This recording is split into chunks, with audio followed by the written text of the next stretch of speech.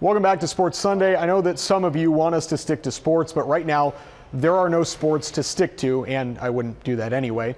We're seeing protests around the country due to the death of a Houston native, a death that should have never happened, a death that many athletes rightfully will speak out against. The same black athletes that many of us admire and cheer for, they simply have a different experience with law enforcement than we do. Here's what I ask of you as fans. When they protest, if they kneel, hear them out. Their words mean something because their words and their protests are a reaction to actions that have been taken against black Americans, athlete or not, for hundreds of years. All right, we leave you tonight with a look at an outstanding tribute to Floyd and the Houston Chronicle on their sports page cover today. Make sure to check it out. For Ari, Vanessa, producer Aaron Lee, and the entire crew, thanks for watching. We'll see you next week on Sports Sunday. Black coaches not getting a shot at head coaching jobs has been a systemic issue for years. So far, Robert Saleh is the only minority who has been granted a head coaching job in this cycle. Texans didn't even interview Saleh, the first Muslim NFL head coach. And they initially didn't interview Eric Bieniemy, who is qualified, like really qualified. The evidence of this problem is everywhere. When the Texans announced they had, quote, further discussions with Josh McCown about their head coaching vacancy, it rubbed many people the wrong way, particularly minorities who have actually earned that opportunity over Josh McCown.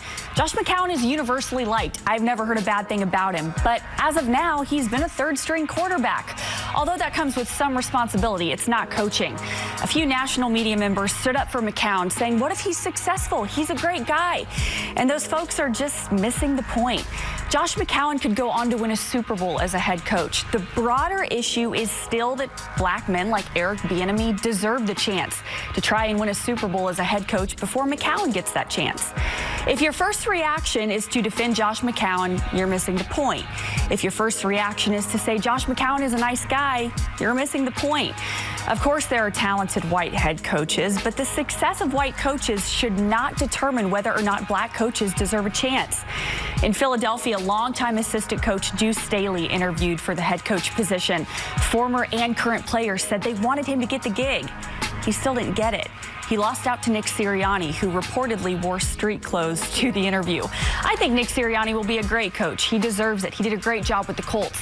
But think about how frustrating it would be to know that no matter how successful you are, it's probably not going to be enough for the main gig. It's a big problem in the NFL, and it's only become more evident during this hiring cycle. Maybe the Texans will do the right and logical thing by finally giving Eric Bieniemy a shot, or at least someone who's been a coach before. Good evening, I'm Randy McIlvoy, and this is the Luhnow Interview, an exclusive conversation with former Astros general manager Jeff Luhnow. His first one-on-one since the cheating scandal and his firing. Tonight, Luhnow tells his side of the story about a team that was riding high on years of victories and accolades until it all came crashing down. The Houston Astros are world champions for the first time in franchise history.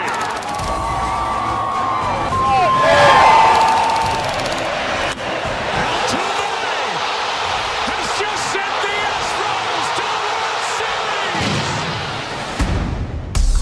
Series. They laid down the hammer on the Astros for illegal sign stealing. Have fired manager A.J. Hinch and general manager Jeff Luhnow. And will not have this happen again on my watch. What would you say to Astros fans who are watching this?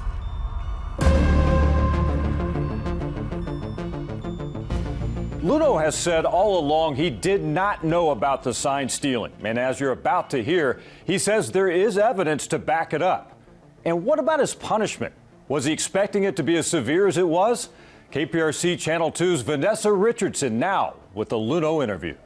Jeff, January 13th was a life-changing day for you, I'm sure. What was that day like from your perspective? It's not a day I ever want to relive, and it's not a day I would ever want even my worst enemy to have to live through. It was the culmination of 2 pretty rough months, finding out in early November that our team had indeed broken the rules and had indeed cheated in 2017 and in parts of 2018 was devastating to me. It was devastating to our fans. And getting suspended by Major League Baseball, because I was GM during that time, I figured I was going to get some punishment, I figured I was looking at some suspension because I was the GM. I was not expecting a year-long suspension. I was certainly not expecting for the team that I had spent 8 years building to fire me, let me go. So it was tough, no question about it. I didn't know we were cheating. I had no idea. I wasn't involved. And it felt like on that day that I was getting punished for something that I didn't do, and it didn't feel right. From the beginning, you've had the same story, which is that you did not know about cheating on any level. When was the first time you heard anything about the Astros cheating in any capacity? There had been some rumors in 2018, and in fact, at 2 points in time, someone from MLB told me either in a casual conversation or called me and said there had been rumors of the Astros sign stealing in 2017, but I wasn't asked to follow up on it. There was no, they weren't asking me to do anything. It was sort of a heads up, and I didn't think we were doing anything, so I didn't pursue it. I did a lot to try and prevent us from doing anything wrong. After the Red Sox and the Yankees were punished in 2017, I had a conversation with our manager, and I asked him if anybody in our dugout was using Fitbits or Apple Watches or anything that would be remotely considered against the rules. He told me that one of our coaches had been using an Apple Watch, but after the incident with the Red Sox had stopped wearing it because clearly you weren't supposed to be doing that. He did not tell me anything else about trash can banging or any impropriety. I followed up with 2 other people in the baseball operations area, one on the medical side and one of the people that works for me, and made sure that they knew the rules and made sure that we were following the rules. In the general managers meetings after the World Series, after we won, which was only a week after we had our parade, I argued for and voted for MLB to enforce the sign stealing rules by putting a monitor in the clubhouses the next year. And they did. In 2018, they did put a monitor in. They only put 1 monitor in the stadium that would bounce between the clubhouses, and that unfortunately left some opportunity for some wrongdoing to continue in 2018. I also had a meeting during spring training with our coaching staff, with Major League Baseball officials to talk about the new rules. And during the season in 2018, about 5 different times, either because I noticed it myself or because MLB called me and said, we think there might be a potential violation here, I followed up quickly, I followed up vigorously, I talked to the coaching staff, I talked to the video room staff, and I told them, we've been accused of a violation, let's make sure we're doing everything right. I didn't know about it, I wasn't aware of it, it happened, it was bad, it shouldn't have happened, our team broke the rules, and I'm sure there was some advantage gained from breaking the rules, but unfortunately, had I known about it, I would have stopped it. Some people will say there is no way you couldn't have known. Do you have any evidence of that? So I understand that. If I were a fan and I heard about this scandal, I would assume that the GM might have known. So I get that. And let's start by me saying I wish I knew, because if I knew, this never would have gotten to where it got to. I do have a lot of evidence. It's hard to prove that you didn't know something. It's proving a negative.